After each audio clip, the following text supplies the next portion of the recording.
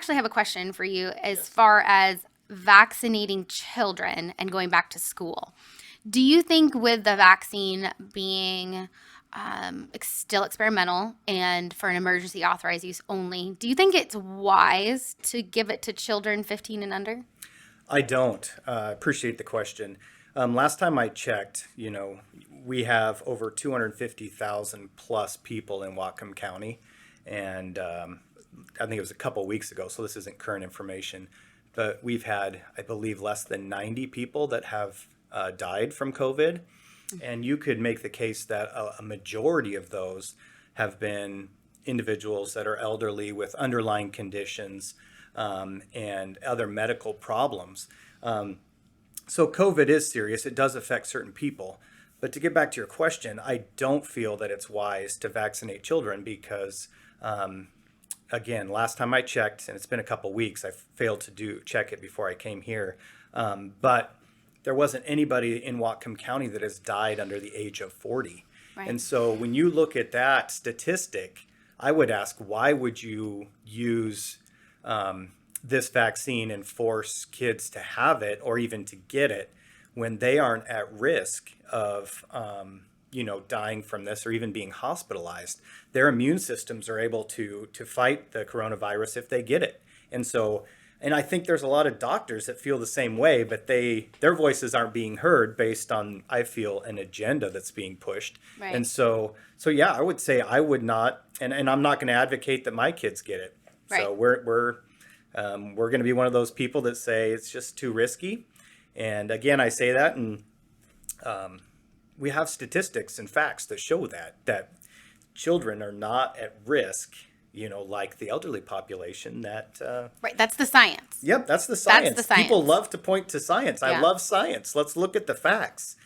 I don't know what what the percentage is, but if you 250,000 divided by less than 90, and that's over a year and 3 months or so, that's not much. Right. And I've had good friends that have gotten it and gotten very sick and been hospitalized, but they've all had those underlying conditions. Right. And so because I know quite a few people who have had it and have been like, oh, it's like the flu or it's less than the flu. Yep, exactly. And I have a family member who's had the vaccine and got sick after the second dose. So I think, I wonder, so here's what I wonder. I see there are school districts starting to put out emails that, oh, the vaccine's available, start vaccinating your kids so we can go back to school and be fully open in September. We could probably vaccinate under 12, which vaccinating 5 and 6-year-olds, that's terrifying. We don't know what this vaccine is going to do long term. No. And I don't even know how they,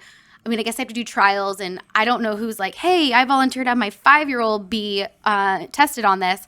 That's scary enough. Yeah. But I think that, what happens when the school is advertising this and telling people to do it, and people start getting sick because they're saying, our insurance won't allow us to let kids go back to school without a mask on. That's their reason. Okay, well, we just saw that employers can be held liable if they make their employees get vaccinated and they get injured. So what about the students who get injured? What happens to the schools then? Have they even thought about it? I don't think they've thought that far ahead. And something else to remember is in the beginning, before they started even administering these vaccines, the government basically gave them a no liability stamp of approval. Right. So let's say, and I know a lot of people that have gotten the vaccine and have felt sick, whether it's been after the first dose or second dose. Right. And they were sick for days, like just down and out. So what happens, 1 year, 5 years, 10 years from now, and all of a sudden they realize that by rushing this vaccine, there was a lot of negative side effects, and who's going to be held accountable to that? It won't be the big pharmaceutical companies because the government has put them in a position where they're not held accountable.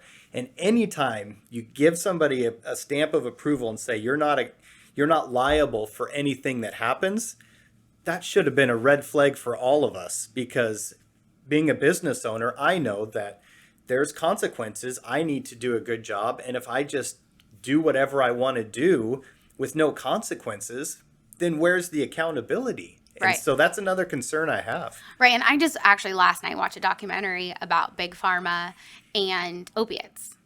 and how when they're approved and everything is actually in the okay and good, there's still so much fraud and crime going on. Mm-hmm. And now you look at something like this where they're saying, okay, well, this vaccine is actually kind of only effective for like 6 months. So you're telling me everyone on the planet needs to be vaccinated every 6 months for 2 vaccines. That's a lot of money. Yeah. So big pharma, and these vaccine they're making some money.